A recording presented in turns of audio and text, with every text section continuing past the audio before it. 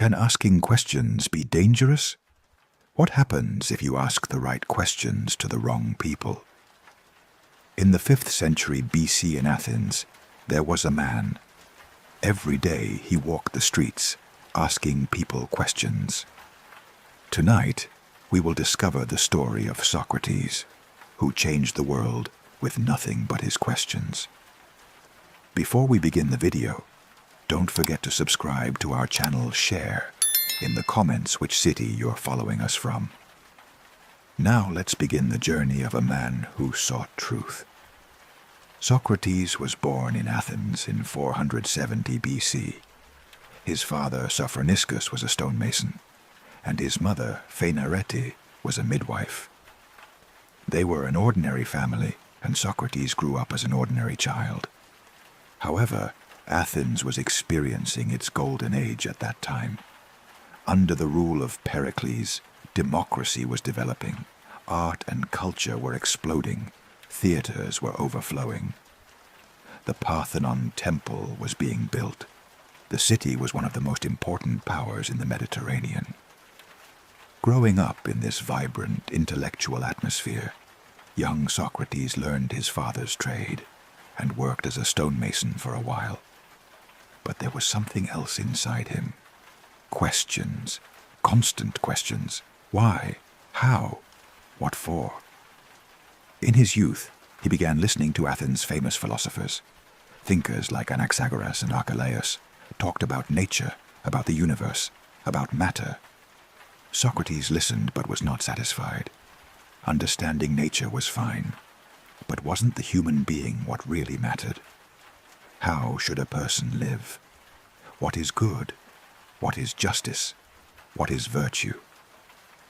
These were the questions that truly occupied him. In his 20s, he served in the Athenian army as a hoplite. He fought in the battles of Potidæa, Delium, and Amphipolis. His comrades spoke of his courage and endurance. Once during the Battle of Delium, the Athenian army was routed.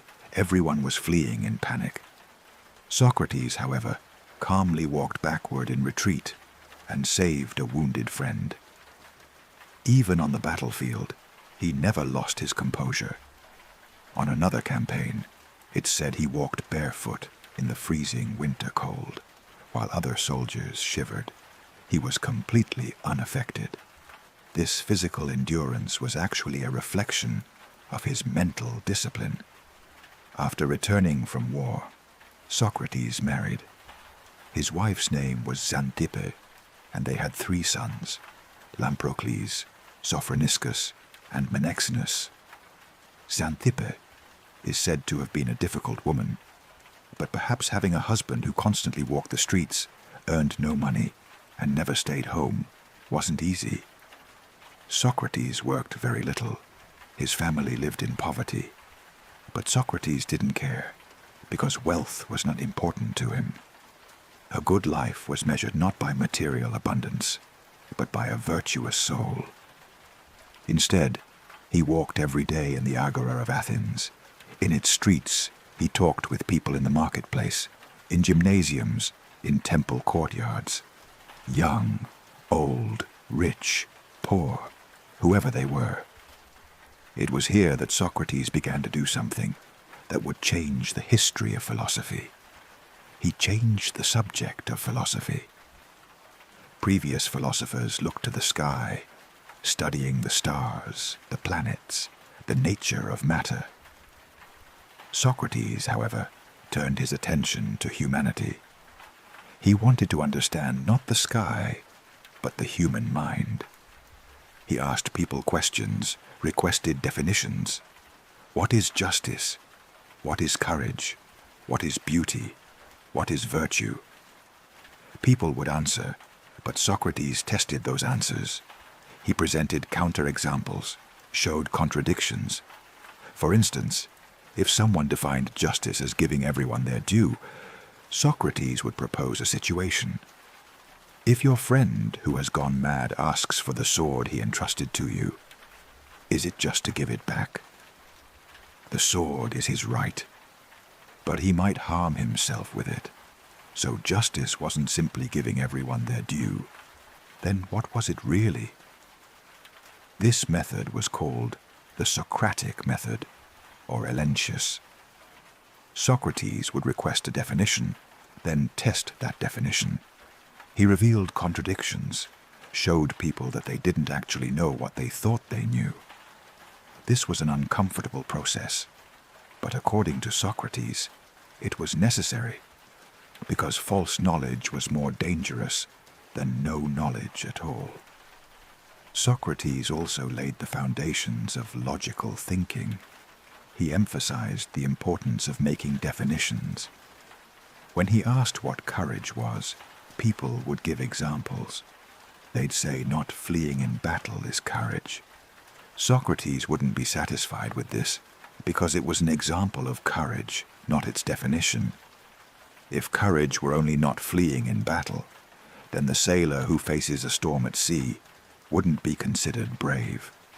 So courage must be something more general.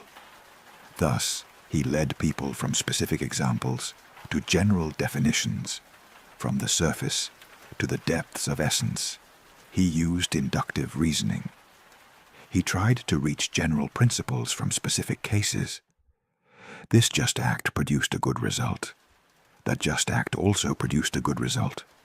So does justice generally produce good results. This way of questioning is the foundation of the scientific method today. You make observations, find similarities, derive a general principle. He was also a master of using analogies. He explained complex concepts with simple comparisons. He'd say the soul rides in the body as a captain rides in a ship, or virtues are connected to each other, just like the links of a chain. If one link is broken, the chain is useless. These comparisons made abstract ideas concrete, making them easier for people to understand. Most importantly, he taught clarifying concepts and seeking precise definitions. Previous philosophers spoke vaguely and ambiguously.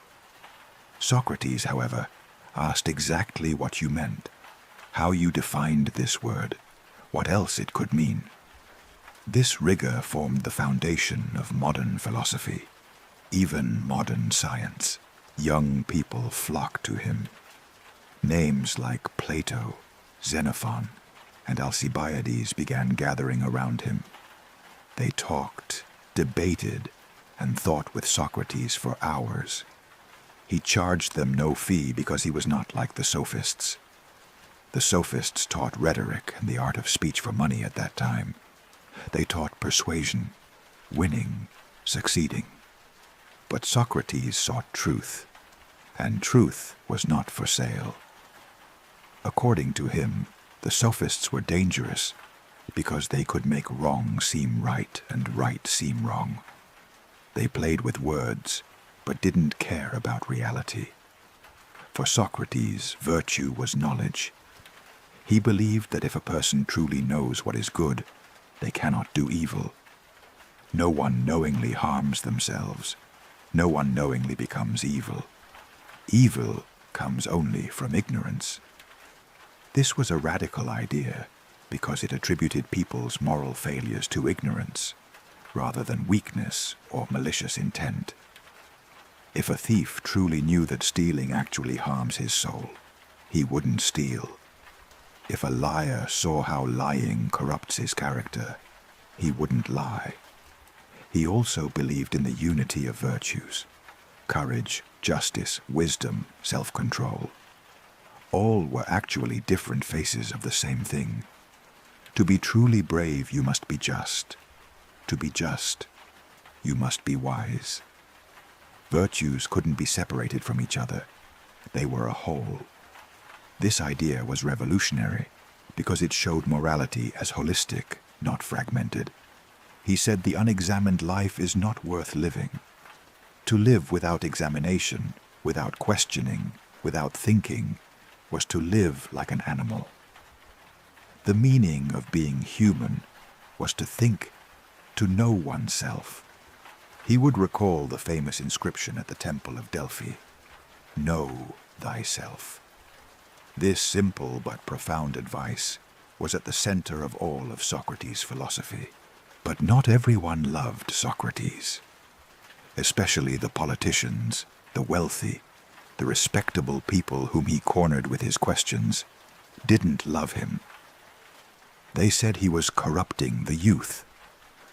They claimed he made them question traditional values. They thought he was disrespecting the gods of Athens, because Socrates spoke of a daimonion, an inner voice. This voice told him what he should not do. Was it a sign from the gods? An inner guide? Conscience? No one knew exactly, but it didn't fit the traditional understanding of religion. In 404 BC, Athens was defeated by Sparta in the Peloponnesian War. The 30-year war destroyed Athens. The city was ruined. The economy collapsed. Democracy was suspended. The 30 tyrants, supported by Sparta, ruled Athens. A reign of terror began. Even during this period, Socrates did not compromise his principles. The 30 tyrants ordered him to arrest and bring an innocent man named Leon of Salamis for execution. Socrates refused. He would rather suffer injustice than commit it. While others carried out orders in fear, Socrates went home and did nothing. This courage could have killed him, but he would not abandon his principles. He had talked about virtue all his life. Now was the time to live it. Finally, democracy returned, but Athens was wounded and angry. A scapegoat was needed, and some targeted Socrates. Because people like Alcibiades and Critias, who had betrayed Athens, were Socrates' students. Perhaps Socrates had made them this way, they thought. This logic was unfair, but a suffering society doesn't think logically. In 399 BC, Socrates was brought to trial. There were 3 charges: corrupting the youth, not believing in the city's gods, and inventing new gods. 3 men named Meletus, Anytus, and Lycon accused him. The jury consisted of 501 Athenian citizens. Socrates conducted his own defense. Plato recounted this defense in his work called The Apology. Socrates did not apologize, did not beg, showed no remorse. On the contrary, he defended himself and even provoked the jury. He said he had not corrupted the youth. If he were such a bad educator, why were young people still following him? He said he had not been disrespectful to the gods. The oracle at Delphi had said he was the wisest man. Socrates was trying to understand what this prophecy meant. Finally, he understood. He was the wisest because he was aware of what he didn't know. Others didn't know, but they weren't aware of their ignorance. Socrates was at least wise enough to acknowledge his own ignorance. Then he told the jury that he was a gadfly sent by God to this city. Athens was like a great but sluggish horse, and he was the fly that prodded it. If the jury killed him, it would fall into a comfortable sleep, but there would be no one to wake it. These words angered the jury because they expected humility, but received defiance. A vote was taken. Of the 501 people, 281 said guilty, 221 said innocent. It was a very close result. According to Athenian law, after being found guilty, the defendant could propose a penalty. Meletus demanded the death penalty. Socrates first jokingly proposed that he be given free meals in the Prytaneum because he had served the city. Then, at his friend's insistence, he proposed a fine, but a very small amount. The jury saw this as an insult. The jury voted again.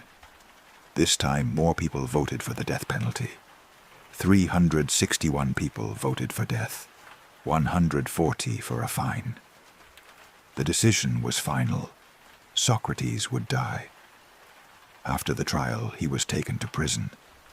In Athens, executions weren't carried out immediately.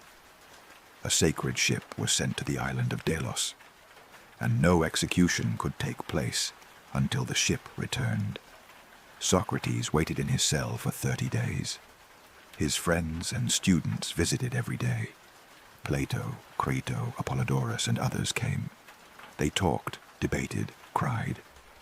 One night, when the prison was shrouded in deep silence, Crito secretly entered Socrates' cell. His face was tense, his eyes shining with hope. He had planned everything. He had made arrangements with the guards, bought them off. Preparations for escape were complete. Friends in Thessaly would accept Socrates. He could live there safely. Crito was speaking hastily, explaining the details of the plan. They only needed to leave the cell before dawn. A horse carriage was waiting. Helpers were ready at the city gates. Socrates would gain his freedom and reunite with his students. Crito was pleading, saying they mustn't waste any time. But Socrates slowly shook his head and looked into Crito's eyes. All his life he had talked about respecting laws, being just, remaining faithful to principles. Now he couldn't abandon these principles. The laws might have done him an injustice, but this couldn't be a reason to violate them. If every citizen could ignore a decision they didn't like, the foundations of society would collapse. A society stands on laws. If laws are violated, chaos begins. Escaping might be easy, but it would mean betraying his own teachings. He had taught virtue to young people. Would he then flee at the first difficulty? No, that was impossible. A life lived in fear of death wasn't a real life anyway. Crito listened with tears, but couldn't change Socrates' determination, and left disappointed. The final day came. About 14 friends had gathered in his cell. Plato couldn't come because he was ill, but Phaedo, Simmias, Sabes, and others were there. They talked from morning until noon. What was death? Was the soul immortal? What happened after it separated from the body? Socrates spoke calmly. He said the whole life of philosophers was preparation for death, because philosophy tried to separate the soul from the body. It was about freeing oneself from bodily desires and passions to seek pure truth. Perhaps death was the liberation of the soul. Then his family came. His wife, Xanthippe, and his 3 sons. Xanthippe was crying, saying this would be his last conversation with friends. Socrates gently asked that his family be taken home. He wanted his last hours to be spent in discussion and thought, not in crying. His family was sent away. In the afternoon, the guard came. He said he needed to bring the poison, but added that Socrates was the noblest, kindest, best man he had seen there. Then he left crying. Socrates' calmness, courtesy, and humane attitude until his final moment had affected everyone. The poison was brought. It was hemlock poison. Socrates took the cup. His friends couldn't bear it and began to cry. Socrates called on them to be calm. He had prepared for this. Then he raised the cup, prayed to the gods, and drank. He didn't hesitate, didn't tremble. It was as natural as if he were drinking water. The effect of the poison began slowly. His feet started to go numb. His legs grew heavy. He lay down. The guard came to check his condition. The numbness was slowly rising, abdomen, chest, then heart. Socrates lifted the cloth covering his face and spoke his last words. They owed Asclepius a rooster, and they mustn't forget to pay this debt. Asclepius was the god of healing. In tradition, when a patient recovered, a rooster was sacrificed. Perhaps Socrates was implying that death was liberation from the disease of life. Or perhaps he was showing that even in his final moment, he was honest enough to remember a small debt. Then he pulled the cloth over his face. Crito asked if he wanted to say anything else. There was no answer. A few minutes later, Socrates' body trembled one last time and stopped. Socrates was dead. He was 70 years old. But his ideas didn't die. Plato never forgot him and dedicated his entire life to writing Socrates' thoughts. He wrote dialogues, Phaedo, Crito, Apology, Symposium, Republic, dozens of other works. In these works, Socrates speaks, asks questions, debates. Plato founded his own academy and taught Aristotle. Aristotle also founded his own school and systematized the science of logic. Socrates' method of questioning evolved into Aristotle's logic, and from there into the modern scientific method. The innovations Socrates brought to philosophy are countless. He changed the subject of philosophy, from nature to humanity. He developed the method of questioning, elenchus. He emphasized the importance of making definitions, conceptual clarity. He used inductive reasoning, from examples to general principles. He taught with analogies, simplifying the complex. He founded moral philosophy. Virtue is knowledge. That's why the philosopher Whitehead said that Western philosophy is merely footnotes to Plato, but Plato himself is a footnote to Socrates. His method of questioning is used in education today. Teachers conduct classes with the Socratic method. Cross-examination in courts is based on Socrates' technique. Hypothesis testing in scientific research follows his logic. In psychotherapy, guiding the patient to find their own answers through questions comes from Socrates. The story of Socrates is the story of remaining faithful to principles, seeking truth, and being willing to die for it if necessary. True wisdom is acknowledging one's ignorance. True courage is defending what is right, not what is popular. True freedom is the freedom of the mind, not the body. The unexamined life is not worth living, because a person who doesn't think isn't living, just existing. Every day we must ask ourselves questions. What do I believe? Why do I believe it? Is this belief logical, consistent? Or do I believe it only because that's what I was taught?